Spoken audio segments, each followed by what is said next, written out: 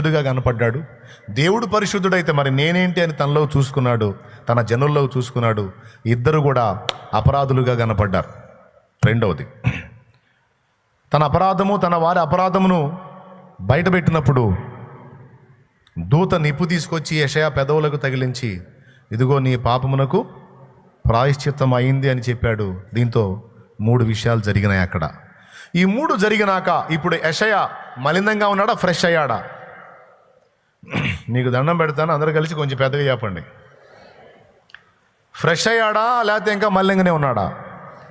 ఎప్పుడైతే పవిత్రీకరించబడ్డాడో, పరిశుద్ధపరచబడ్డాడో అప్పుడు పిలుస్తున్నాడు. నేను ఎవని పంపేదనో మా నిమిత్తము ఎవడు పోవును అన్నాడు.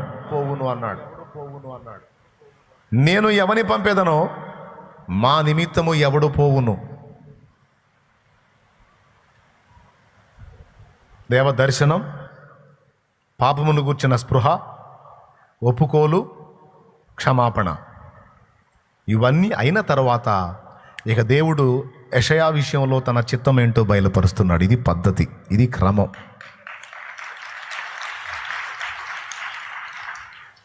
దేవదర్శనం పొందటం, ఆయన రెక్కల నీడలోనికి రావటం, ఆయన రక్తము చేత కడగబడటం, శుద్ధీకరణ పొందటం జరిగినప్పుడే తర్వాతి ఘట్టాన్ని దేవుడు మాట్లాడతాడు. ఇవన్నీ ఏవి జరగకముందు నేను ఎవని పంపేదనో మా నిమిత్తం ఎవడు పోవునల్లా. ఈ ప్రక్రియ అంతా జరిగిన తర్వాత, భక్తుడు శుద్ధీకరణ పొందిన తర్వాత అప్పుడు దేవుడు తన చిత్తమును వెల్లడి చేస్తున్నాడు. ఇది కూడా ఎట్లా? నువ్వు పోవాలయ్యా అంటల్లా. దేవుని పద్ధతి కనిపెట్టండి మీరు. నువ్వు పోవాలయ్యా అంటల్లా, నువ్వే చేయాలయ్యా అంటల్లా.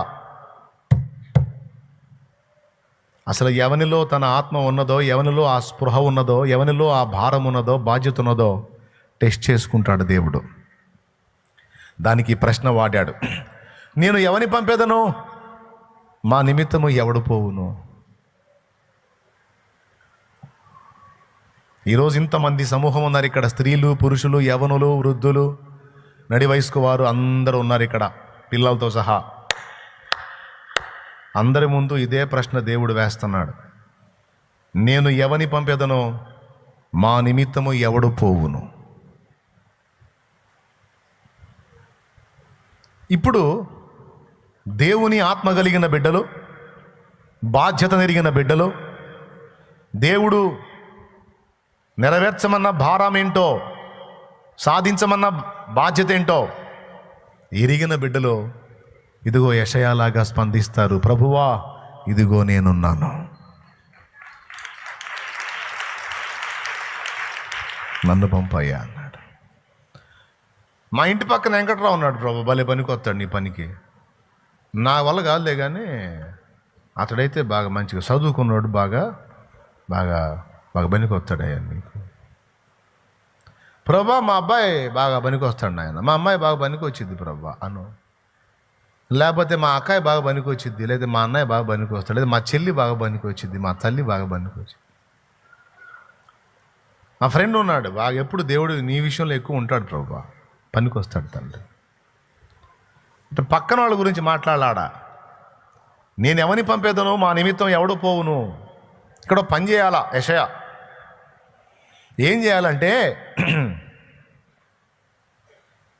ఇశ్రాయేలు జాతిని మొద్దును చేయాల. మొద్దుని, అర్థమైందా? మొద్దును చేస్తే ఆ మొద్దు నుంచి చిగురు పుట్టాలా. స్తోత్రం. ఏం పుట్టాలా? 13వ వచనం, 6:13. దానిలో 10వ భాగం మాత్రం విడవబడును, అదియును నాశనమగును. సింధూర మస్తకి వృక్షంలో నరకబడిన తరువాత అది మిగిలియుండు మొద్దు వలె నుండును. అట్టి మొద్దు నుండి పరిశుద్ధమైన చిగురు పుట్టును. యేసు ప్రభుకున్న నామములలో చిగురు అనే పేరు కూడా ఒకటి ఉంది ఆయనకి. యెషయా గ్రంథం 11వ అధ్యాయం 1వ వచనం, యెషయి మొద్దు నుండి చిగురు పుట్టును. సరిపోయిందా లేఖనం? రైట్. యెషయి మొద్దు నుండి చిగురు పుట్టును, దాని వేరుల నుండి అంకురము ఎదిగి ఫలించును. ఇదంతా ఎవరి ఆగమనం కోసం? యేసు ప్రభు యొక్క మొదటి రాకడ కోసం, మొదటి ఆగమనం కోసం మార్గం సరళం చేయాలట. దానికి యెషయా వాడబడాలట.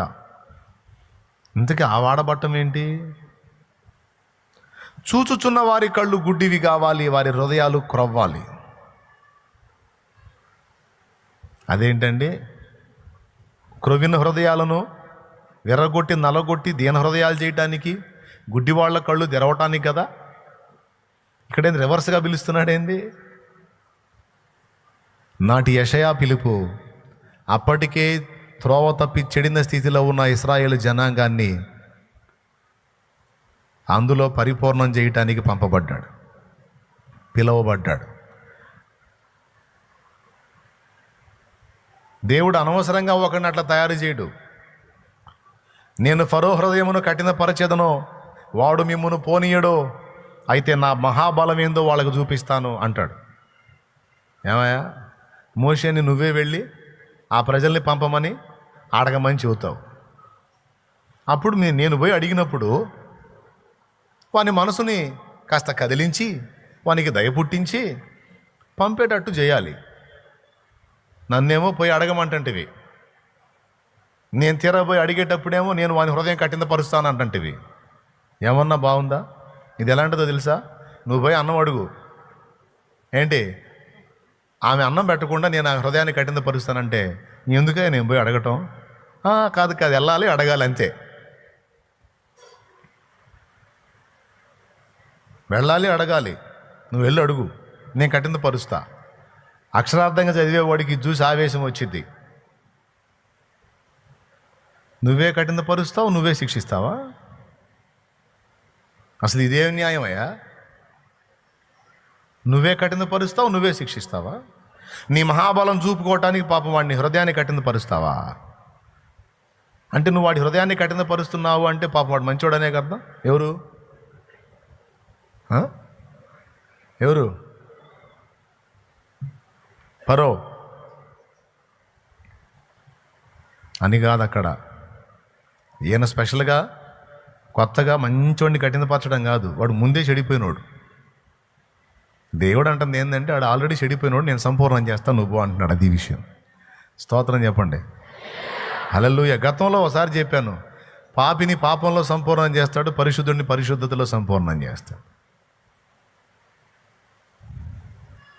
ముందే చెడిపోయినోడు యెహోవాను సేవించడానికి ప్రజల్ని పంపాలా? ఎవడా యెహోవా అన్నోడీడు? యెహోవాను ఎవడన్నోడీడు? వాడు పెద్ద మనిషా? ఇప్పుడు ముందే చెడిపోయినాడు, ఇంకొంచెం సంపూర్ణం చేస్తాను పో అన్నట్టు. ఈ హృదయాలు క్రొవ్వినవి, వారు కన్నులారా చూచి చెవులారా విని మారు మనసు పొందకుండున్నట్లు వారి కన్నులు మందములైనవి, వారి చెవులు మందములైనవి, వారి హృదయములు క్రొవ్వినవి. అందుకే మీరు చూచుట మట్టుకు చూచుచున్నారు కానీ గ్రహింపకున్నారు, వినుట మట్టుకు విందురు కానీ గ్రహింపరు. ఈ మాటలు అనేక చోట్ల రాయబడి ఉన్నాయి లేఖనంలో. సో నాటి యెషయా పిలుపు ఎందుకో చూసారా? చూడండి కిందకి ఎందుకు పిలిచాడో. ఆయన నీవు పోయి ఈ జనులతో ఇట్లనుము, మీరు నిత్యము వినుచుందురు గాని గ్రహింపకుందురు, నిత్యము చూచుచుందురు గాని తెలుసుకొనకుందురు. వారు కనులతో చూచి చెవులతో విని హృదయముతో గ్రహించి మనసు మార్చుకొని స్వస్థత పొందకపోవునట్లు ఈ జనుల హృదయము క్రొవ్వ చేసి వారి చెవులు మందపరిచి వారి కనులు మూయించుమని చెప్పెను. ప్రభువా, ఎన్నాళ్ళ వరకని నేను అడుగుగా ఆయన నివాసములు లేక పట్టణములను, మనుషులు లేక ఇళ్లను పాడగు వరకు, దేశము బొత్తిగా బీడగు వరకును, యెహోవా మనుషులను దూరముగా తీసుకొని పోయినందున దేశములో నిర్జనమైన స్థలములు విస్తారమగు వరకును అలాగున జరుగును. ఒక్కసారి రాకెళ్ళి చూడండి, ఒక కీలకమైన మాట చెప్పి ముగిస్తాను నేను. ఇప్పుడు మనం చదివాం కదా, ఈ జనుల హృదయము క్రొవ్వజేసి వారి చెవులు మందపరచి వారి కన్నులు మూయించమని చెప్పాడు. అంటే ఇప్పుడు యెషయా పోయి ఏం చేయాలా? కత్తి ఒకటి తీసుకొని కనపడేవాడి కళ్ళల్లో పడవాలా? కళ్ళు వారి చెవులు మందపరచి వారి కన్నులు ఏమండి చూడండి, హృదయం కొవ్వజేసి, చెవులు మందపరచి, కన్నులు మూయించును.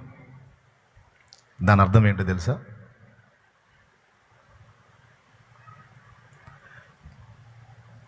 దాని అర్థం ఏంటో తెలుసా? మారు మనస్సు పొందనొల్లనటువంటి వ్యక్తుల మధ్యకి వెళ్ళి నన్ను ప్రకటించవయా,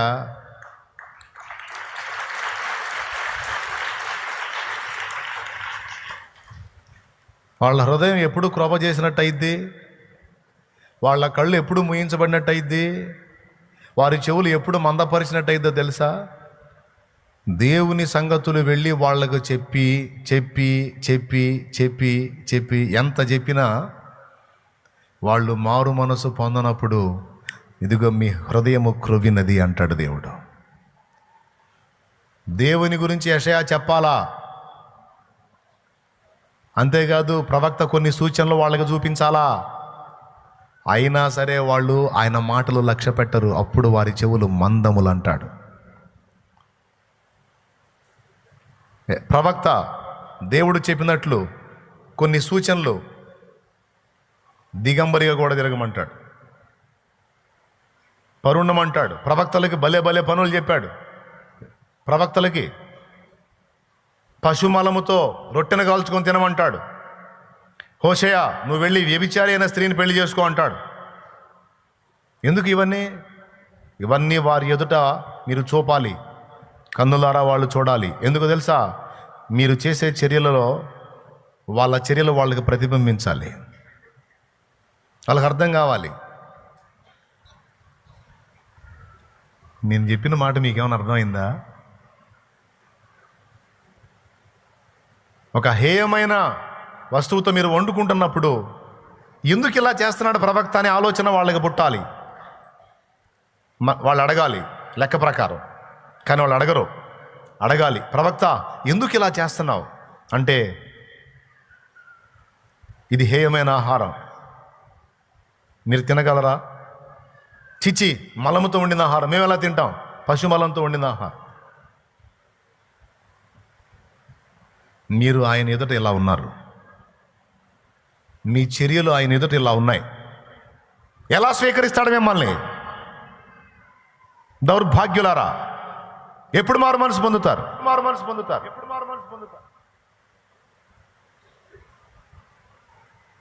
అర్థమైందా? కాబట్టి వాళ్ళు చూసేటట్లు కొన్ని చేయాలి, వారు వినేటట్లు కొన్ని మీరు మాట్లాడాలి.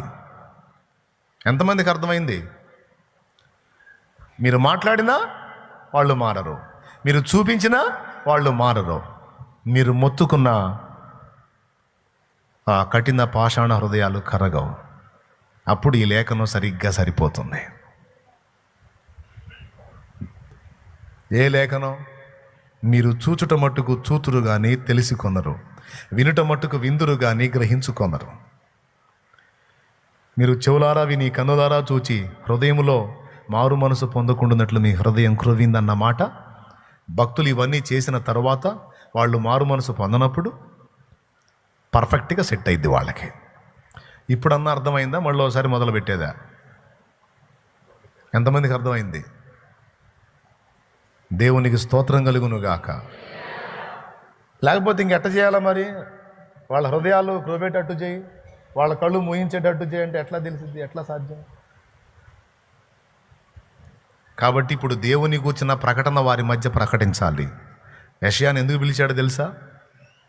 దేవుని గూర్చి వారి మధ్య ప్రచురపరచమని, మారు మనసుకై పిలవమని, సరి చేసుకోమని, ఉగ్రతకు గురి కావద్దని, వెళ్ళి మొత్తుకోమని చెప్పాడు. ఇదే పిలుపు ఈరోజు దేవుని సంఘములోని వ్యక్తులను పిలుస్తున్నాడు. నాటి ఇశ్రాయేలుకు ప్రకటన వారి శిక్షకు కారణమైతే, ఈనాటి మన సువార్త ప్రకటన అన్యజనుల రక్షణకు కారణమైంది. సోదరులారా, రెండు జరగాలి. రక్షణ కొరకు నిర్ణయించబడిన వాడు, రక్షణ పొందే హృదయం కలిగిన వాడు రక్షింపబడాలి. మారు మనసు ఇష్టపడని వాడికి శిక్ష పడాలి. పడాలంటే, ఈ రెండు జరగాలంటే ముందు సువార్త ప్రకటన జరగాలి. సువార్త మనం చెప్తున్నప్పుడు ఇద్దరు, మారు మనసు పొందని ఇష్టపడని వాడు వింటాడు, ఇష్టపడేవాడు వింటాడు. ఇష్టపడేవాడు రక్షణలోకి రావాలి, ఇష్టపడని వాడు సువార్తని త్రోసివేయాలి, రేపు జడ్జిమెంట్లోకి రావాలి, ఒక్కొక్కడికి పచ్చడి చేయాలి. అది దేవుడు తీర్మానం. ఇప్పుడు రేపు అక్కడికి వచ్చిన తర్వాత ప్రభువా నాకు తెలియదు నాయన అన్నాడు అనుకో, ఆపరాషో అంటాడు. స్తోత్రం. ఏమంటాడు? ప్రభువా అసలు నేను ఎన్నడూ వినలేదు తండ్రి, ఆపరా అంటాడు. ఏమిటి నాయన నిజంగా వినలేదు? ఓయ్ ఇదిగో ఫలానా బిడ్డ ద్వారా నేను ఫలానా రోజు నీకు క్లియర్గా నా వార్తను అందించాను, వినలేదా? నాటకాలు ఆడుతున్నావా?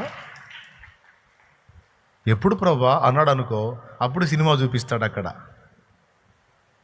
70mm, ఇప్పుడు ఓల్డ్ అయిపోయింది కదా అది. ఇంకా పెద్దది చూపిస్తాడు, 120mm లేకపోతే 170mm చూపిస్తాడు. ఎవడి సినిమా వాడికి. ఒకడికి ఎన్నిసార్లు సువార్త అందిందో, సువార్త విన్న ప్రతిసారి వాడి హృదయాన్ని ఎంతగా కఠినపరుచుకున్నాడో చూపించి రేపు వానికి చేసే న్యాయం వానికి చేస్తాడు. కాబట్టి నీతిమంతుల రక్షణ పొందినట్లు దుర్మార్గులు వారి దుర్మార్గములో సంపూర్తి అగునట్లు ఈ రెండు జరగాలంటే దేవుని బిడ్డ నువ్వు నేను మనం ప్రకటించాలి.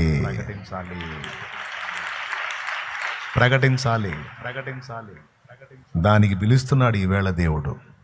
చాలా స్పష్టంగా నేను మీకు అందించాను ఈ వర్తమానం.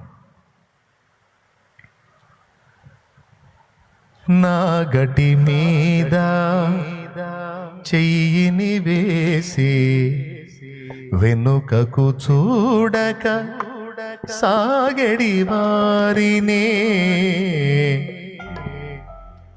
నా గటి మీద చెయ్యిని వేసి వెనుకకు చూడక సాగడి వారిని భారము కలిగి సువార్త గింజలు, భారము కలిగి సువార్త గింజలు దున్నిన ఎదలో చల్లెడి వారిని, దున్నిన ఎదలో చల్లెడి వారిని పంపుము దేవా పనివారలను పంటను కోయుటకు, నేడు పంటను కోయుటకు పంపుము దేవా పనివారలను పంటను కోయుటకు, నేడు పంటను కోయుటకు.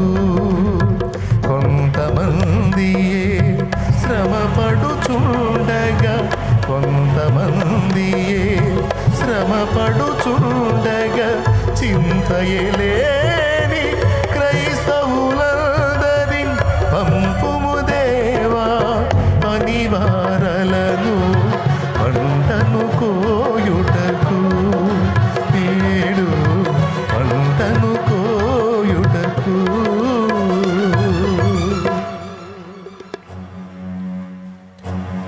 ప్రభువుకు స్తోత్రం కలుగును గాక. ప్రియమైన దేవుని బిడ్డలారా,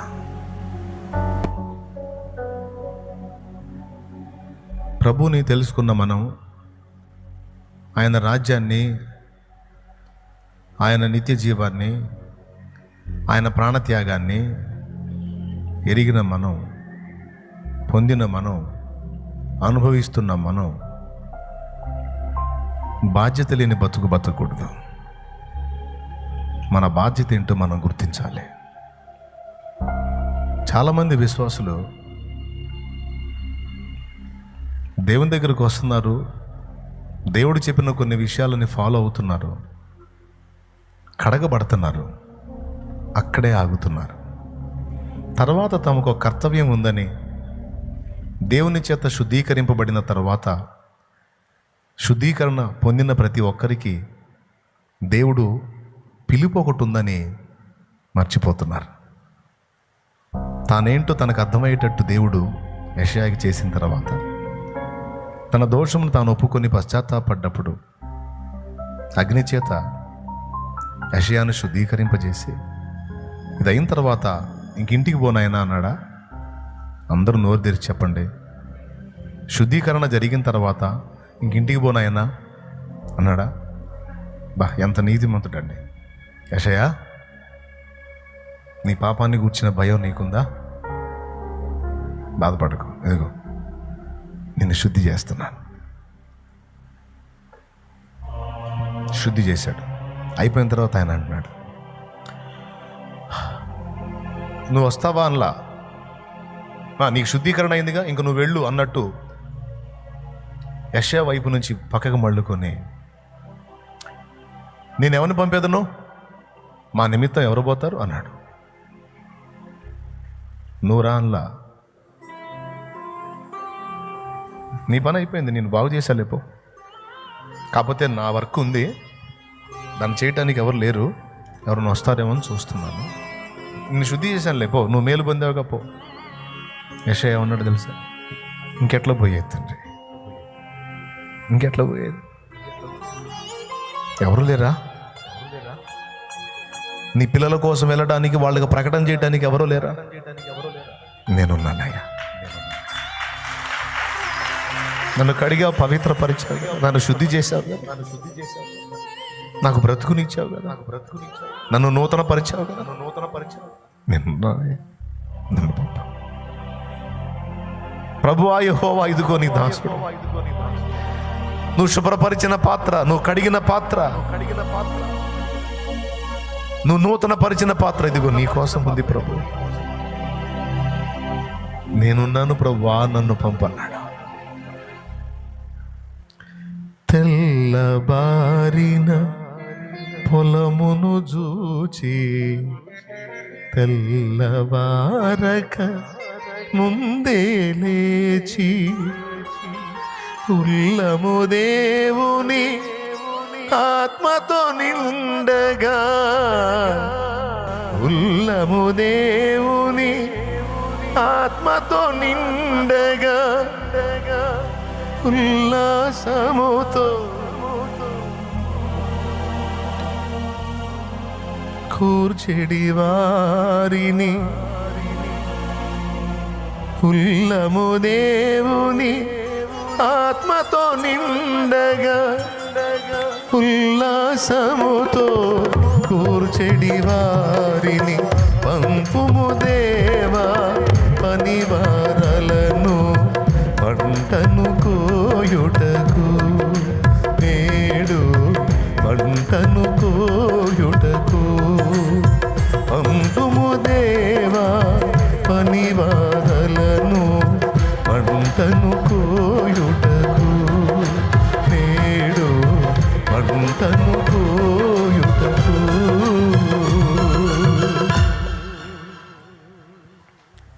నా కుమారుడా, నిన్ను కడిగేశానుగా, శుభ్రపరిచానుగా, నూతన పరిచానుగా, ఇంక వెళ్ళు.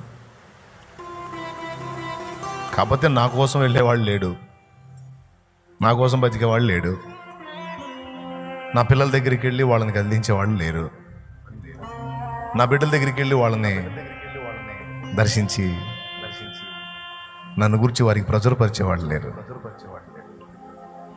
చూడు, నిన్ను శుద్ధి చేశాను, నువ్వు వెళ్ళు అంటాడు.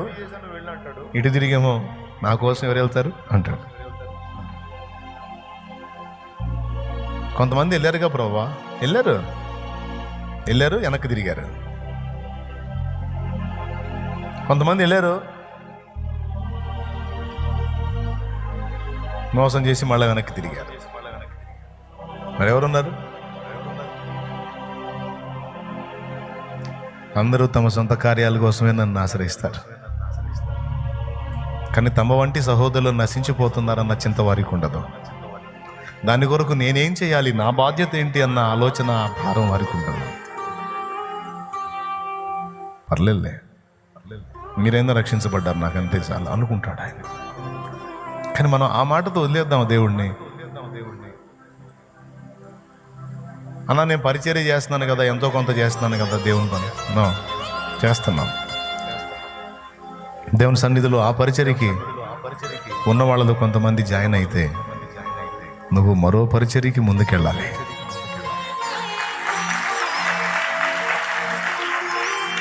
నువ్వు ఇంకొక పనికి ముందుకెళ్ళాలి. దేవుని శుభవార్త మోసుకుంటూ ప్రాంతాలను వదిలి మనం బయలుదేరాలి. ఈరోజు కొంతమంది దైవజనులు లేచారు, సేవకులు లేచారు. బహు కొద్దిమంది మాత్రమే ఈ ప్రాంతాన్ని వదిలిపెట్టి పక్కకి వెళ్ళారు. సంబంధిత ప్రదేశాల్లో సేవ చేయడానికి ఆ ప్రాంతాలకే వలస వెళ్ళిపోయారు. ఎక్కువ మంది ఇక్కడిక్కడే తిప్పలు పడుతూ ఉన్నారు. ఊరు వదిలిపెడితే ఇబ్బంది అయిద్దని, ఊరు వదిలిపెడితే ప్రాబ్లం అయిద్దని, అనుకూలమైన స్థలాన్ని వదిలిపెడితే ఇబ్బంది పడాల్సి వచ్చిద్దని. ఈరోజు స్ట్రైట్గా దేవుడు నీతో నాతో మనందరితో మాట్లాడుతున్నాడు. నా ప్రియమైన దేవుని బిడ్డలారా, ఒకసారి ఆలోచించండి. 4 సంగతులు చెప్తాను, 4 సంగతులు చెప్తాను, రాసుకో, గుర్తు.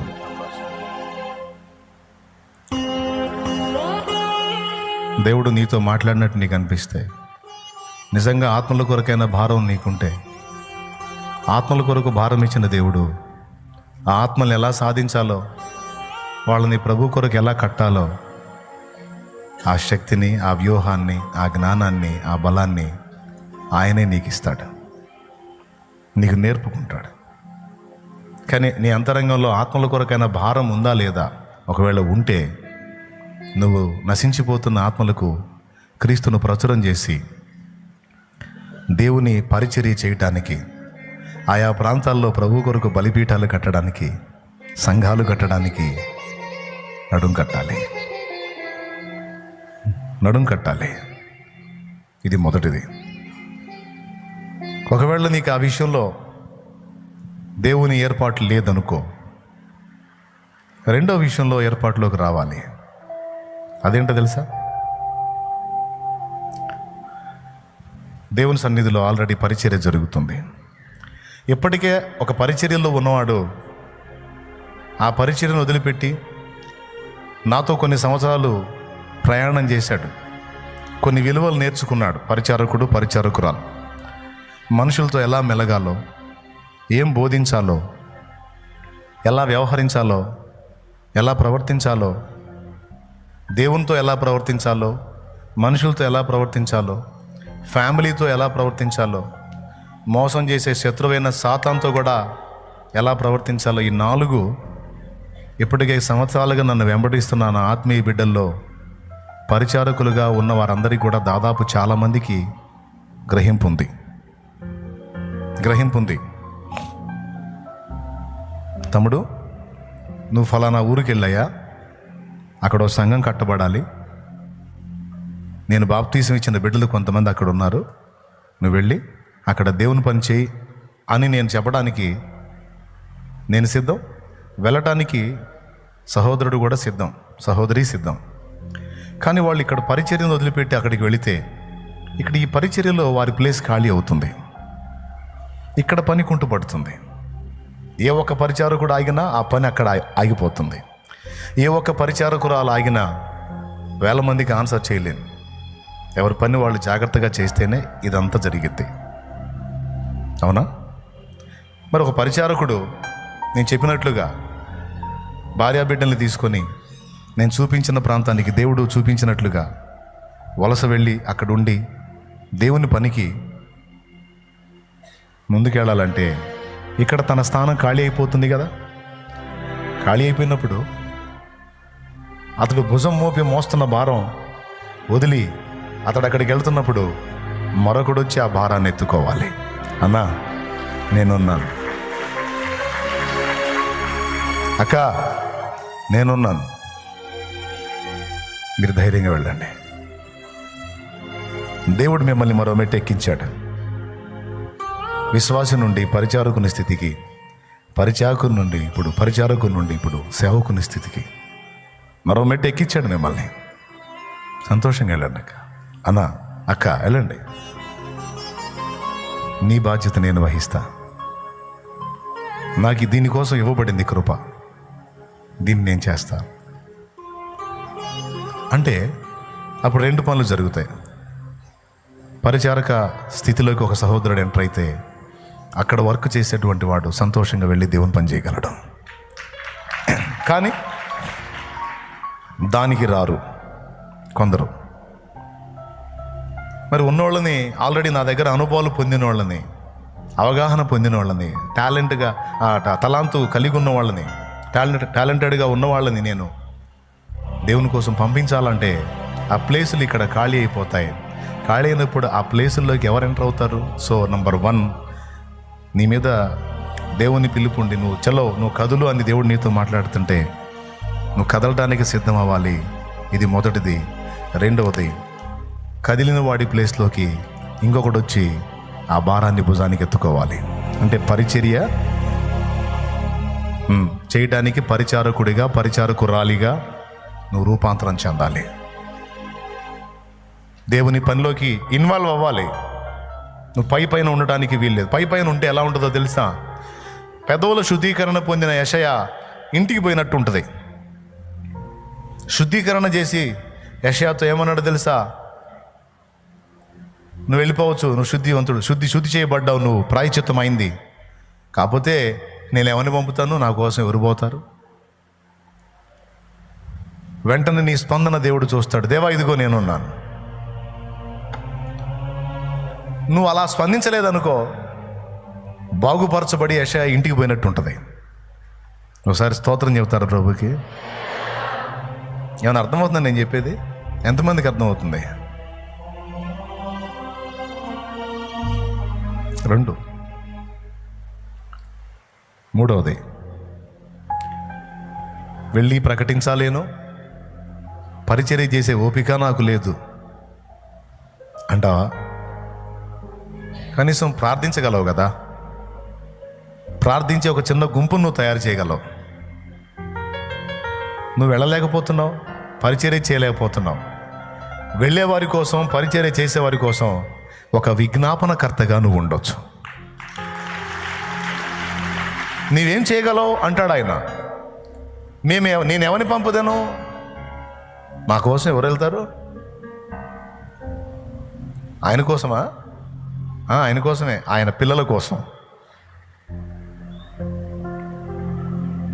నువ్వు చేయగలవుగా. కానీ ఎంతమంది ఆ బాధ్యత తీసుకున్నారు? ఎంతమంది ఈ విషయంలో సీరియస్గా ఉన్నారు?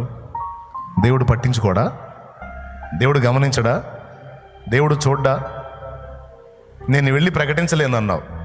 కనీసం పరిచర్లోకి వచ్చి చేసే ఓపిక నాకు లేదన్నావు. కనీసం ప్రార్థించగలవు కదా. ఆ పనికి నువ్వు ఎందుకు తీర్మానం చేయకూడదు? ఒక చిన్న గుంపుని సమకూర్చుకొని ప్రతిరోజు రోదన విద్య కలిగిన స్త్రీలాగా ఆత్మల కొరకు భారంతో నువ్వు ఎందుకు విజ్ఞాపన చేయకూడదు? ఆ రూపేణ నువ్వు దేవుని సేవ ఎందుకు చేయకూడదు? చేయాలి. 3, 4 చెప్తున్నాను, అందరూ వినండి. ఇక్కడ వాళ్ళు, లైవ్లో వినేవాళ్ళు, ఆ జూమ్లో ఉన్న వాళ్ళు అందరూ వినండి. నువ్వు వెళ్ళి ప్రకటించలేవు, వచ్చి పరిచర్య చేయలేవు, చిన్న ప్రార్థనా గుంపును సమకూర్చలేవు. నువ్వు జాబ్ చేస్తున్నావు, బిజినెస్ చేస్తున్నావు, ఏదో నీకు అందులో అవకాశం దొరికింది, అందులో నువ్వు సంపాదిస్తున్నావు, లేకపోతే నువ్వు ఒక అధికారిగా ఉన్నావు, ఒక హోదాలో ఉన్నావు,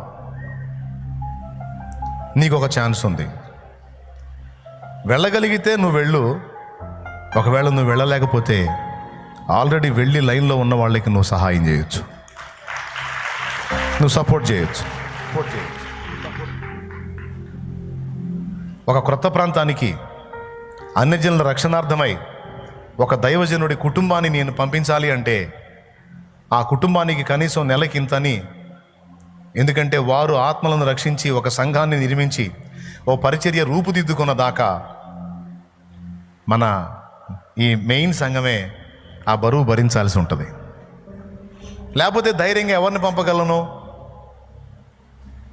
భార్యా బిడ్డల్ని తీసుకొని ఇట్రా, ఓ దైవజనుడు ఉన్నాడండి, భార్యా బిడ్డల్ని తీసుకొని వెళ్ళమని నేను చెప్పాను, నువ్వు ఫలానా ప్రాంతానికి వెళ్ళిపోతాముడు అని నేను అన్నాను. వెళ్ళి అక్కడ నువ్వు దేవుని కొరకు పనిచేయి, నేను కూడా వస్తాను, దర్శిస్తాను. అక్కడ కొన్ని కుటుంబాలు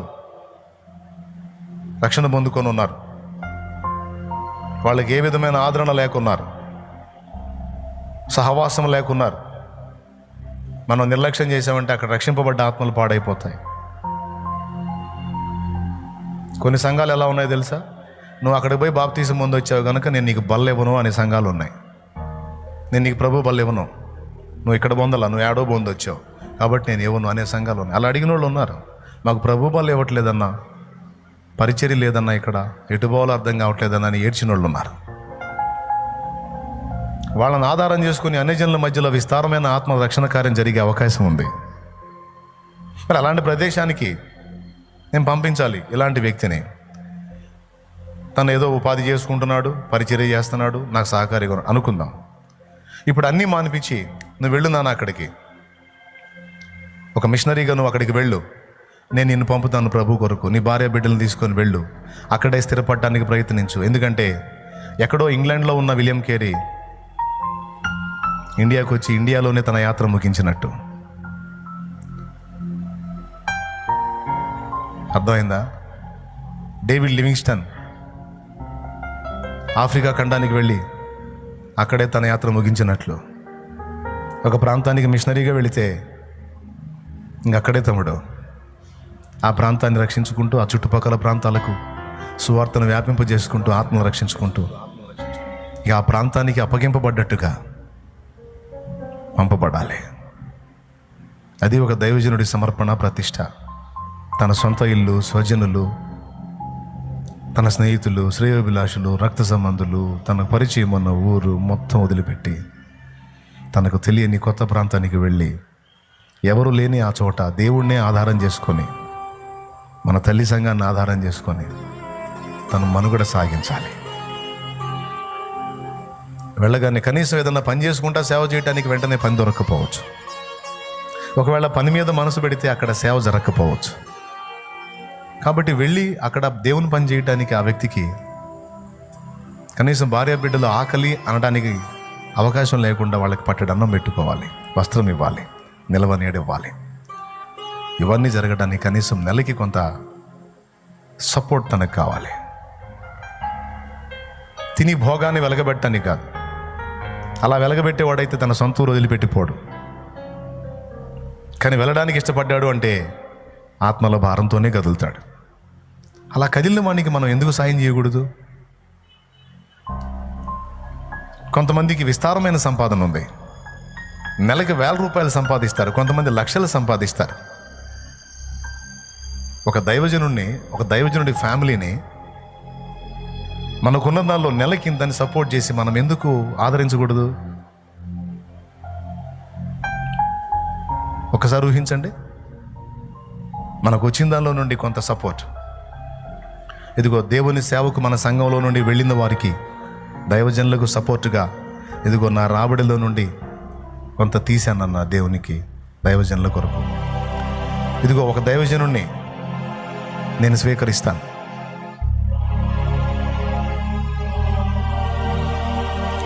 డ్రాయింగ్ నేర్చుకోవాలి, డ్రాయింగ్ నేర్చుకొని ప్రసిద్ధిగాంచాలని ఇద్దరికి ఆశ ఉండేది. మీరు ప్రేయర్ హ్యాండ్స్ చూసారా? ప్రేయర్ హ్యాండ్స్, అదిగో అది ప్రేయర్ హ్యాండ్స్.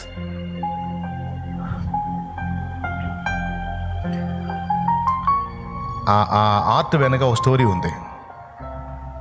ఇద్దరు స్నేహితులు, బెస్ట్ ఫ్రెండ్స్ ఇద్దరు చిత్రలేఖనం చేయాలి, చిత్ర లేఖనాలు నేర్చుకోవాలని వాళ్ళకి ఆశ.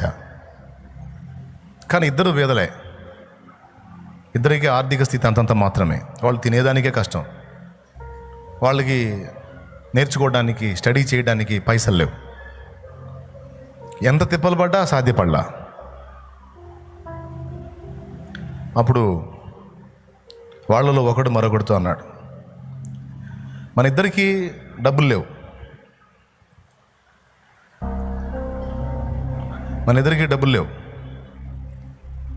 ఒకవేళ మనం సంపాదించి నేర్చుకోవాలంటే అయ్యేది కాదు. కాబట్టి మనకున్న ఈ కొద్దిపాటి సహాయంతో ఇద్దరం నేర్చుకోలేము, మన ఇద్దరు ఆశ తీరదు. కాబట్టి సోదరుడా, ఓ పని చేయి, నాకు ఆశ ఉంది నేర్చుకోవాలని, కానీ పర్వాలేదు, నేను నీకు సపోర్ట్ చేస్తే నువ్వన్నా నేర్చుకొని గొప్ప చిత్రకారుడు అవుతే నాకు అంతే చాలు. మరి నువ్వేం చేస్తావు? నువ్వు అది నేర్చుకోవడానికి, నువ్వు అది సాధించడానికి కావలసిన ఆర్థిక సమృద్ధిని నేను సాధిస్తాను. ఈ చేతులతో నేను కష్టపడి పనిచేసి నువ్వు నేర్చుకోవడానికి నేను సపోర్ట్ చేస్తానని. డ్రాయింగ్ వేసే వ్యక్తి చేతులు చాలా సెన్సిటివ్గా ఉంటాయి, సున్నితంగా ఉండాలి. వర్క్ చేసేవాడి చేతులు హార్డ్ అయిపోతాయి. అతను కష్టపడి డబ్బు సంపాదించి ఇతనికి ఫీజు కట్టడం, ఇతనికి కావాల్సిన ఇవ్వటం, ఇతను నేర్చుకుంటా చివరికి గొప్పోడయ్యాడు. అయిన తర్వాత ఒకరోజు తన స్నేహితునికి పలకరించి మాట్లాడి తన చేతులు చూశాడు. అవి పని చేసి ఇలా అయిపోయినాయి. ఈ చేతులు సెన్సిటివ్గా ఉండవు చూడండి. అతడు మనీ సపోర్ట్ చేశాడు, అంతేకాదు ప్రతిరోజు తన స్నేహితుడు ఆ విద్యలో అభివృద్ధి పొందాలని మోకాళ్ళని ప్రేయర్ చేశాడు. ఆ హ్యాండ్స్ని గీశాడు. అంటాడు, వాస్తవంగా ఈ చేతులు కుంచబట్టి చిత్రాలు వేయాల్సిన చేతులు, కానీ ఆ పని నేను చేయటానికి ఈ చేతులు ఇలా మొద్దుబారిపోయినాయి. 2 చేతులు సున్నితంగా కుంచబట్టి పని చేయటానికి 2 చేతులు కష్టానికి ఇష్టపడ్డాయి, అవి మొద్దుబారిపోయినాయి. సపోర్ట్ చేయటమే కాదు, ప్రార్థించినాయి. ఒక అద్భుతమైన స్టోరీ, అది రియల్ స్టోరీ. నా సోదరుడా, సోదరి, నువ్వు వెళ్ళలేవు. వెళ్ళడానికి నీకు ఆ తలాంతు లేదో, లేకపోతే నీకు ఆ ధైర్యం లేదో, నీకు ఆ సామర్థ్యం లేదో, లేకపోతే నీకు అనుకూలత లేదో, కానీ వెళ్ళే వాళ్ళకి సపోర్ట్ చేయగలవుగా. దేవుడు నీకు ఇచ్చిన దానిలో నుండి తోడ్పడగలవు కదా. అన్న, ఇదిగో ఒక దైవజనునికి అయ్యేటువంటి నెలసరి ఖర్చు ఇదిగో నేను కష్టపడి సమకూరుస్తాను. అన్న, ఇదిగో ఒక దైవజనునికి అయ్యే ఖర్చు మేము 4 కలిసి 4 వేసుకొని సమకూర్చగలం. నువ్వు ధైర్యంగా పంపన్నా, వాళ్ళని మనం సపోర్ట్ చేద్దాం. ఇద్దామన్నా, మన సంఘంలో నుండి వెళ్తారు కదా, తల్లి సంఘమే వాళ్ళని సపోర్ట్ చేసినట్టు ఉంటుంది. స్వయం పోషక సంఘాలు అయిన దాకా, వారు కట్టిన సంఘాలు వాళ్ళకి సపోర్ట్ చేసిన దాకా మనం సపోర్ట్ చేద్దాం. వాళ్ళు కట్టిన సంఘాలు బలపడి వాళ్ళకి సపోర్ట్ చేసిన నాడు అవసరమైతే వాళ్ళే తీసుకొచ్చి తల్లి సంఘానికి ఇస్తారు కదన్నా.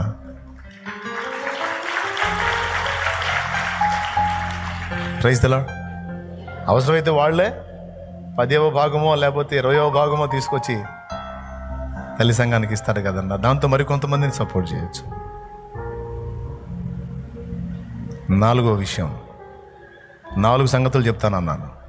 మొదటిది, డైరెక్ట్గా నువ్వే వెళ్ళొచ్చు. 2వది, వెళ్ళేవాడు పరిచర్య ఖాళీ అయితే అందులోకి నువ్వు ఇన్వాల్వ్ అవ్వచ్చు. 2. 3వది, వెళ్ళలేవు, కష్టపడి పరిచర్య చేయలేవు, ప్రార్థించే సేవ చేయొచ్చు. ఒక చిన్న గుంపుని సమకూర్చుకొని విజ్ఞాపనకర్తలుగా మీరు ఉండొచ్చు. 4వది, వెళ్ళే వాళ్ళకి, తల్లి సంఘం నుండి పంపబడేటువంటి సేవకులకి కుటుంబాలతో సహా అక్కడికి వెళ్ళిపోతారు కనుక వాళ్ళకి నెలకి కావాల్సిన పోషణ మనం ఏర్పాటు చేయొచ్చు. ఒకసారి కొనాలంటే 5,000 రూపాయలు అవుతుంది. 3,000 రూపాయలు పెట్టి చీర కొని 2,000 మిగిలించవచ్చు. లేదా 2,000 రూపాయలు పెట్టి చీర కొని 3,000 రూపాయలు మిగిలించవచ్చు. మన ఖర్చుల్ని కొంచెం బ్యాలెన్స్ చేసుకొని మనం సమకూర్చి సేవకులకు సపోర్ట్ చేయొచ్చు. మీకు తెలుసా, ఇప్పటికి దేవుని కృప వల్ల లైన్లోకి వెళ్ళిన వాళ్ళలో చాలామందికి మీకు చెప్పకుండానే మీరు నాకు సపోర్ట్ చేసిన దానిలో నుండే చాలా వరకు నేను తోడ్పాటు అందించుకుంటూ వస్తున్నాను.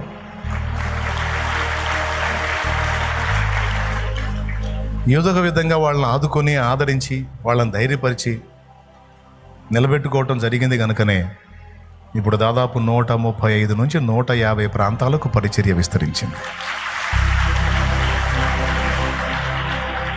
ఒకప్పుడు ఇక్కడ ఒక్క చోటే ప్రభు బల తీసుకునే ఈ పరిచర్య ఇంచుమించు ఈరోజు 135 నుంచి 150 ప్రాంతాల్లో బల్ల తీసుకునే పరిస్థితికి వచ్చింది. అన్ని ప్రాంతాలంటే మామూలు విషయం అంటే వెళ్ళటానికి ఇష్టపడ్డ వాళ్ళని, అనుభవాలు నేర్చుకున్న వాళ్ళని, ఆసక్తి కలిగిన వాళ్ళని, దేవుని చేత నిజంగా ఆత్మల భారంతో నింపబడి కదలాలనుకున్న వాళ్ళని సపోర్ట్ చేస్తే అది జరిగింది. ఈరోజు ఎందుకు నేను బయటపడి చెప్తున్నానో తెలుసా? ఇప్పటిదాకా జరిగింది నిదానంగా జరిగింది, ఆలస్యంగా జరిగింది. నాకు గ్యాదర్ అవ్వాలా, నేను వాళ్ళకి సాయం చేయాలా. నాకు గ్యాదర్ అవ్వాలా, అక్కడ ఒక మందిరం కట్టాలా. ఇక్కడ మళ్ళీ ఇక్కడ అవసరాలు ఇక్కడ ఉన్నాయి.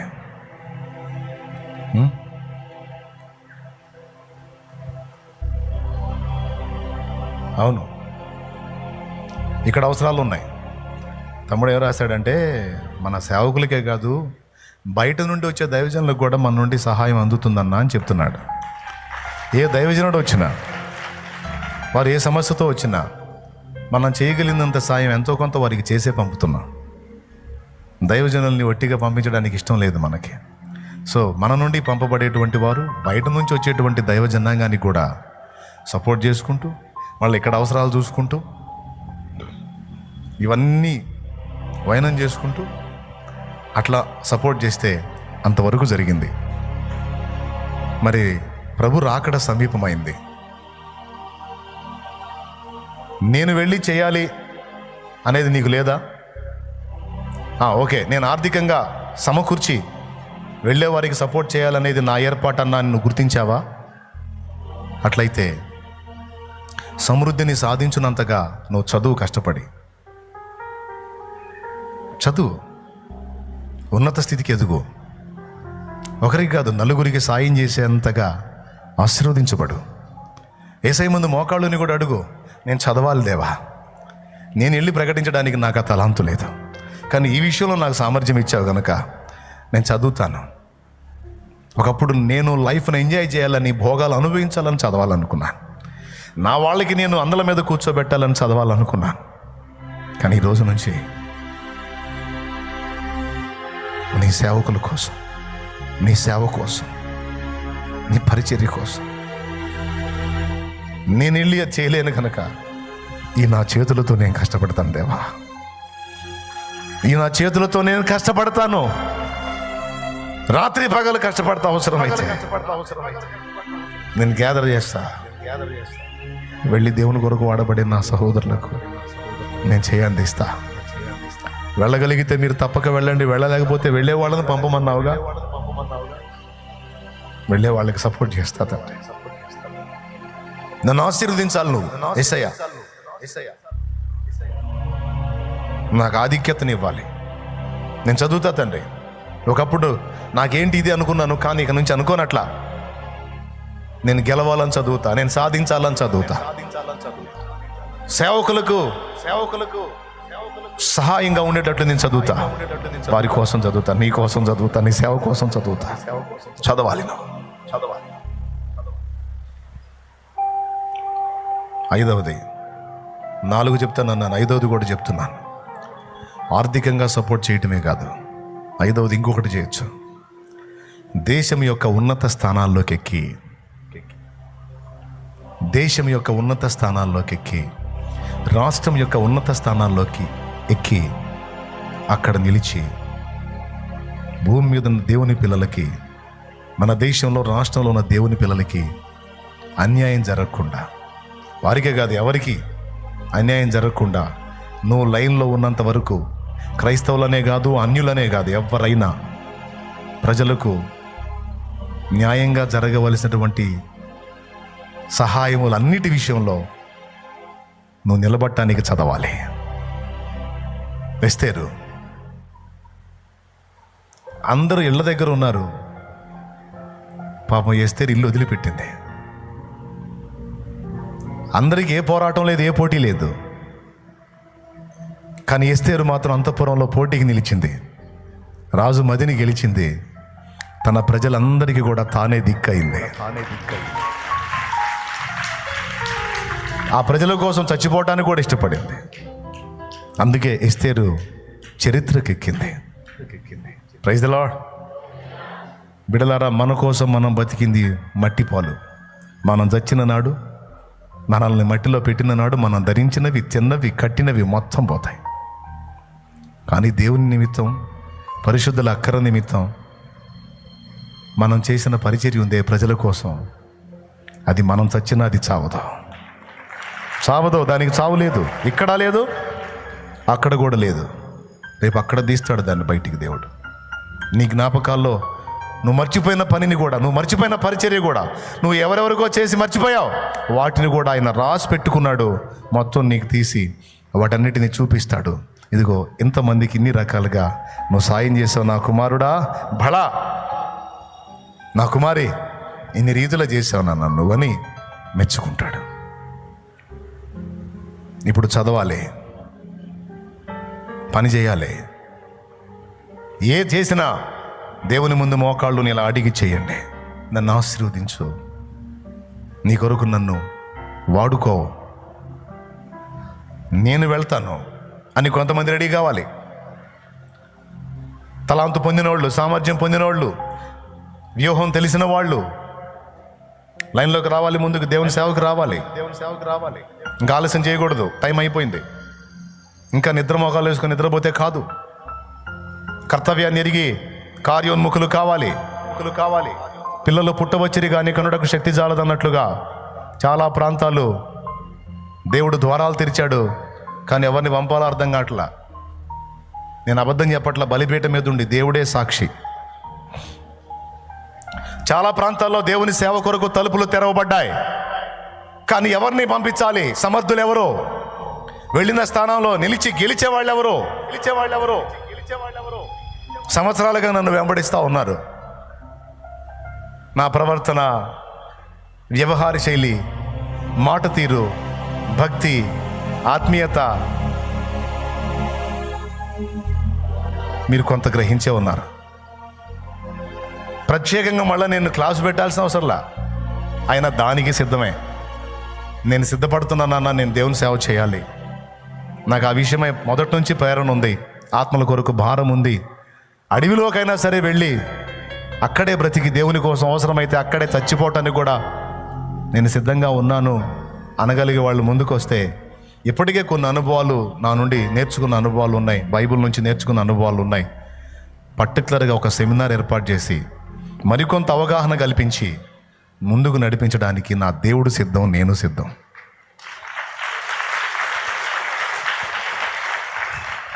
మరి ఏరి ఆలోచించండి. వెళ్ళడానికి కొంతమంది ముందుకు వస్తే, పరిచర్య కొంతమంది ముందుకు వస్తే, ప్రార్థించడానికి కొంతమంది ముందుకు వస్తే, వెళ్ళే వాళ్ళకి సహాయం చేయటానికి కొంతమంది ముందుకు రావాలి.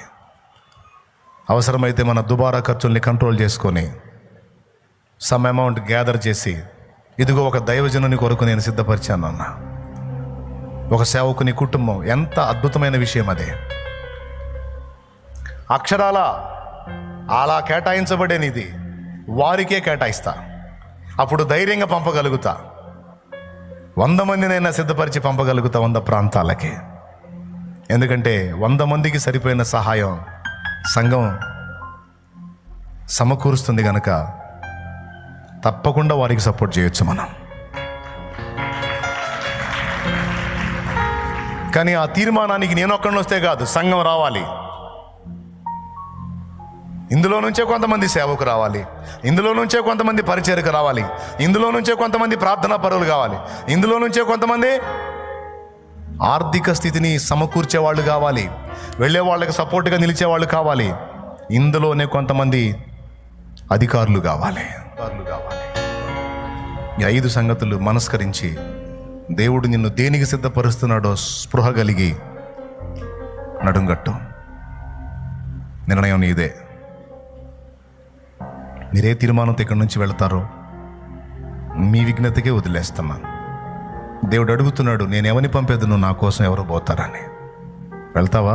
వెళ్ళే వాళ్ళని పంపుతావా? ప్రార్థించడం కూడా పంపడంతో సమానమే. నువ్వు వెళ్ళు, నేను నీ కొరకు ప్రార్థిస్తానంటే ప్రార్థన సపోర్ట్. నువ్వు వెళ్ళు, నీకు కావాల్సిన సహాయం నేను సమకూరుస్తానంటే పంపడంతో సమానమే.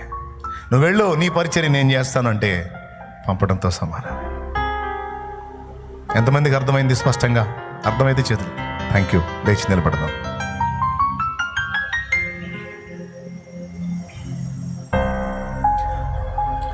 నేను నమ్మిన వారిలో కొందరు మోసం చేశారు, వెళతామని చెప్పి వెనుకకు తిరిగారు. నేను నమ్మిన వారిలో కొందరు మోసం చేశారు, వెళతామని చెప్పి వెనుకకు తిరిగారు. మీరైనా మీలో ఒకరైనా, మీరైనా మీలో ఒకరైనా వెళతారా, నా ప్రేమను చెబుతారా? వెళతారా, నా ప్రేమను చెబుతారా? నా పేరే తెలియని ప్రజలు ఎందరు ఉన్నారు, నా ప్రేమను వారికి ప్రకటింపను కొందరి ఉన్నారు. నా పేరే తెలియని ప్రజలు ఎందరు ఉన్నారు, నా ప్రేమను వారికి ప్రకటింపను కొందరి ఉన్నారు. ఎవరైనా మీలో ఒకరైనా, ఎవరైనా మీలో ఒకరైనా వెళతారా, నా ప్రేమను చెబుతారా? వెళతారా, నా ప్రేమను చెబుతారా? ఒక చిన్న ప్రార్థన చేద్దాం. ఒక చిన్న ప్రార్థన చేద్దాం. ప్రార్థన చేసి ఇక్కడ నుంచి మనం బయలుదేరాం. ఈరోజు నేను మాట్లాడిన ఈ అంశం ఏదైతే ఉందో దయచేసి నగిలి చూడండి ఒక్కసారి.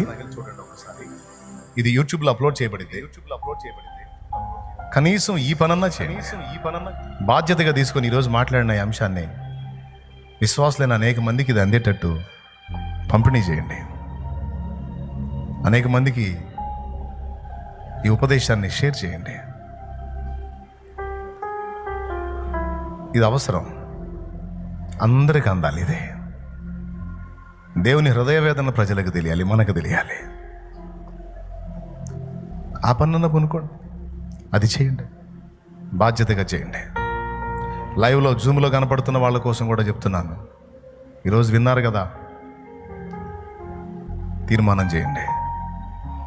వెళ్ళగలిగితే వెళ్ళు, వెళ్ళలేకపోతే వెళ్ళే వానికి సహాయం చేయి. దేవుని కొరకు నువ్వు చేసింది శాశ్వతంగా ఉంటుంది. నీకు కూడా ఒక తృప్తి ఉంటుంది. నేను వెళ్ళి చేయలేకపోయినా వెళ్ళే దైవజనులకు నేను సాయం చేశాను, నాకు ఈ తృప్తి. దేవానికి స్తోత్రం అని నీకు దేవుని ముందు చెప్పుకోవడానికి దేవుడు నువ్వు చెప్పే అవసరం కూడా లేదు, దేవుడు గుర్తిస్తాడు. దేవుని కొరకు చింత కలిగిన మనం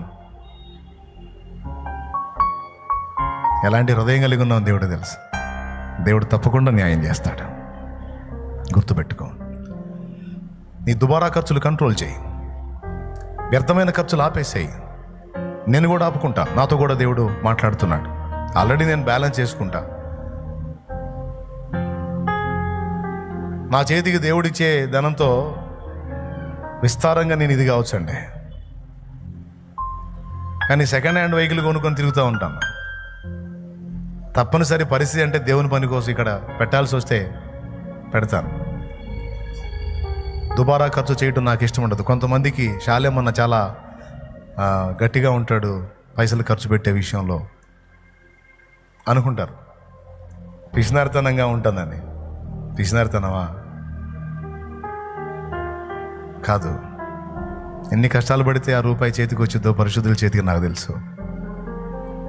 ఒక 1000 రూపాయలు సంపాదించాలంటే ఒక రోజు కూలి పొద్దున పోయి సాయంత్రం దాకా ఎంత చాకిరీ చేస్తే ఆ 1000 రూపాయలు వస్తుందో నాకు తెలుసు. 650 రూపాయల కోసం ఒక రోజంతా ఒక వ్యక్తికి అప్పగించుకుంటాడు, ఒక కూలి పని చేసే వ్యక్తి.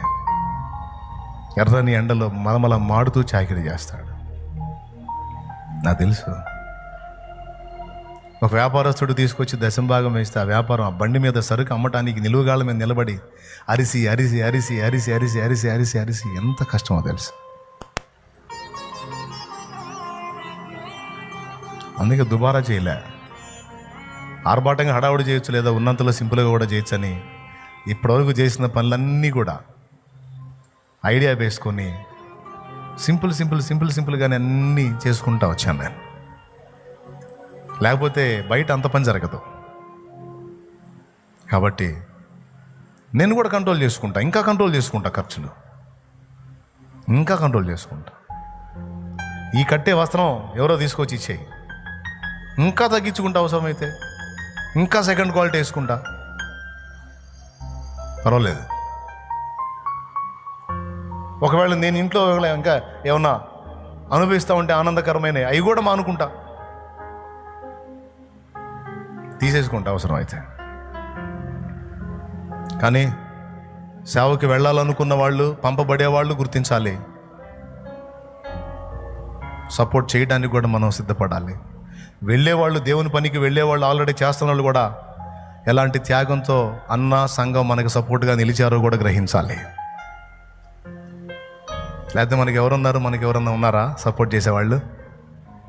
మీరు పాపం లైవ్ ద్వారా ఎక్కడెక్కడో ఉండి వీక్షించే వాళ్ళు, బిడ్డలు ఎంతో ప్రేమతో తమ శక్తి కొలది సపోర్ట్ చేస్తే ఇంత పని చేయగలిగాం. ఫస్ట్ దేవుడి కృప అయితే, 2 మీ త్యాగం. ఎక్కడెక్కడో ఉండి బిడ్డలు వాళ్ళ పిడికిళ్ళు విప్పి చేసిన సపోర్ట్. కొంతమంది చేసిన సహాయానికి కనీసం వాళ్ళు పలకరించిన కూడా పలకరించాల నేను. ఎందుకు తెలుసా? వాళ్ళ పేర్లు జీవగ్రంథమందు రాసి ఉంటాయి, ఆ సహకారుల పేర్లు జీవగ్రంథంలో రాయబడి ఉంటాయి అన్నాడు పౌలు. నా దేవుడు గుర్తిస్తే చాలు. వాళ్ళు కూడా ఆశించలా. నేను సపోర్ట్ చేశాను, శాలేమన్న ఏంటి నన్ను కనీసం పలకరించలేదన్న ప్రశ్న వాళ్ళకి లేదు. అన్న చూసినా చూడకపోయినా ఏ సైజు వస్తాడుగా. అన్న చేతికి పంపిస్తే తప్పకుండా న్యాయంగా ఖర్చు పెడతాడు, అనవసరపు వాటికి ఖర్చు పెట్టడు అని గ్రహింపు ఉన్నోళ్ళు సపోర్ట్ చేశారు, చేస్తున్నారు, చేయబోతున్నారు. అందరి ఫలితం, కష్ట ఫలితం ఇదంతా. కాబట్టి దుబారా ఖర్చులు కంట్రోల్ చేసుకుందాం. ఇక నుంచి ఒక నియమాన్ని పెట్టుకుందాం. అవసరమైన వాటికి మనం వాడదాం, అనవసరమైన వాటిని తగ్గించుకుందాం. Praise the lord. అందులో నుంచి గ్యాదర్ చేద్దాం. ఒక సేవకుడిని నేను సపోర్ట్ చేయాలని రంది కలిగి మనం ముందుకెళ్దాం. ఇప్పుడు నేను దేవుని చిత్తం అయితే నెక్స్ట్ వీక్లో కొంతమందిని సెమినార్కి పిలుస్తాను. నేను లైన్లోకి వచ్చిన వాళ్ళకి వాళ్ళు నిలదొక్కిన దాకా మనమే సపోర్ట్ చేద్దాం. Amen, amen. ప్రార్థన. మిమ్మల్ని ఇబ్బంది పెట్టానా? పాపం పరిచారకులు ఇబ్బంది పడతారు కదా, లేట్ అవుతుందని. పర్వాలేదు, అవసరమైతే ఈ కూటంలోని 2వ కూటం కూడా నడిపిస్తా. మ్యాటర్ అంత సీరియస్ అయినా చేయలే. ప్రార్థన. పరిశుద్ధుడు అయిన మా తండ్రి, ప్రేమాస్వరూపిక దేవా, నీకు వందనాలు. చాలా స్పష్టంగా, చాలా క్లియర్గా నీ హృదయంలో ఉన్న భారాన్ని మా హృదయంలోకి ఎక్కించావు. నీకు వందనాలు. దుష్ట సాతానుడు మా కళ్ళు మత్తిలా చేశాడు. మేము ఆలోచించకుండా చెడిపోయిన వారమయ్యాం. మమ్మల్ని క్షమించు. నీ రక్తంతో మరొక్కసారి మమ్మల్ని కడుగు, పరిశుద్ధపరచు. మా కర్తవ్యాన్ని మాకు స్పష్టంగా బోధించినందుకు నీకు వందనాలు, కృతజ్ఞతలు చెల్లిస్తున్నా. నా ప్రభు, ఏ పొద్దు నీ దగ్గర పొందటమో నిన్ను వాడుకోవటమే తప్ప నీ చేతిలో వాడబడాలన్న కర్తవ్యాన్ని విస్మరించావు. ఈరోజు అన్ని కోణాల్లోంచి నాతో స్పష్టంగా నేను చేయదగ్గదేదో నాతో మాట్లాడా. నీకు వందనాలు. మా బిడ్డల్ని బలపరచండి, నన్ను బలపరచండి. నీ పరిశుద్ధాత్మ శక్తితో నింపండి. ఏ రూపాయి మిగిలిన ఒక దైవజనుడికి సపోర్ట్ అవుతుంది. నేను కష్టపడి చదివి సాధిస్తే 4 రూపాయలు వస్తే 4 దైవజనులకు సపోర్ట్ అవుతుంది. నాకు అవకాశం ఉంది, నేను దీన్ని బట్టి ఆర్జించి 10 మంది సేవకులకు సపోర్ట్గా నేను ఉండగలనని. మళ్ళీ ఏ తప్పుడు పనులు చేయకుండా కష్టపడి క్రమముగానే ఆర్జించి సంపాదించి అనేక మంది సేవకులకు సపోర్ట్గా నిలవటానికి బిడ్డలకు సహాయం చేయండి. మేము కూడా అనవసరపు వ్యర్థమైన ఖర్చులు పెట్టకుండా సేవకులంగా మేము సైతం దుబారాలు చేయకుండా ఎచ్చులు పడకుండా తగ్గించుకొని తగు మాత్రపు క్రమములోనే ముందుకు సాగటానికి సహాయం చేయండి. ఎక్కడ వ్యర్థపుచ్చకుండా కాపాడండి. ప్రతి రూపాయిని గ్యాదర్ చేసి అనేక ప్రాంతాలకు నీ పనిని విస్తరింపజేయడానికి మాకు అభిషేకము, బలము, శక్తి, జ్ఞానము, దీవెన దయచేయండి. స్తుతి మహిమ నీకు చెల్లిస్తూ యేసు నామములో వేడుచున్నాం తండ్రి, ఆమేన్. మన తండ్రి అయిన దేవుని ప్రేమ, ఆయన ప్రియకుమారుడు మనందరి ప్రాణప్రియుడైన యేసయ్య శాశ్వత నిత్య కృప, పరిశుద్ధాత్మతోడి మనోహర దివ్య సహవాసం, సమాధానం సమకూడిన మనకు సకల పరిశుద్ధులకు సార్వత్రిక సంగమంతుడికని సదాతోడై నిత్యత్వంలో చేరుపర్యంతము మనల్ని నడిపించునుగాక. ఆమేన్. ప్రవేశ రక్తమునకు జయ, ప్రవేశ రక్తమునకు జయ. యేసు నామమునకు సంపూర్ణ విజయం కలుగునుగాక. ఆమేన్. హల్లెలూయా, హల్లెలూయా, హల్లెలూయా. బిడ్డల విశ్వాసంతో తెచ్చిన నూనె నీ శక్తితో నింపి రోగులైన వారు అది రాసుకొని ప్రార్థించినప్పుడు స్వస్థత చేకూర్చు. ఇక్కడున్న వాళ్ళలో ఎవరు ఏ రోగముతో, వ్యాధితో, బాధతో, సమస్యతో, అప్పుతో, ఆర్థిక సమస్యలతో, కుటుంబ కలతలతో, ఎడబాట్లతో నలిగిపోతున్నారో యేసు నామంలో ఆ పరిస్థితులన్నిటి నుంచి బిడ్డలకు విడుదల కలుగునుగా, సమాధానం కలుగునుగా, సమృద్ధి కలుగునుగాక, ఆరోగ్యము కలుగునుగాక. యేసు నామమున వేడుచున్నాం తండ్రి, ఆమేన్. అందరికి వందనాలు. రెండవ ఆరాధనకి సిద్ధపడ్డ వాళ్ళు ఉండొచ్చు. మొదటి ఆరాధన వరకు చూసుకొని వెళ్ళాలనుకున్న వాళ్ళు వెళ్ళొచ్చు. లైవ్లో జూమ్లో ఉన్న వాళ్ళు వందనాలు. కొన్ని నిమిషాల్లో 15-20 నిమిషాలు 10-15 నిమిషాల్లో మళ్ళీ ప్రేయర్ స్టార్ట్ చేద్దాం. ఈరోజు మీరు ఆలస్యం అలాంటి మాటలు ఏమి అనుకోవద్దు, తప్పదు. మ్యాటర్ సీరియస్ కాబట్టి తీసుకున్న మాటల్ని హృదయంలో భద్రం చేసుకుని ఆలోచించండి. ఒక నిర్ణయానికి రండి. కృప మనందరికీ తోడై ఉండునుగాక. ఆమేన్.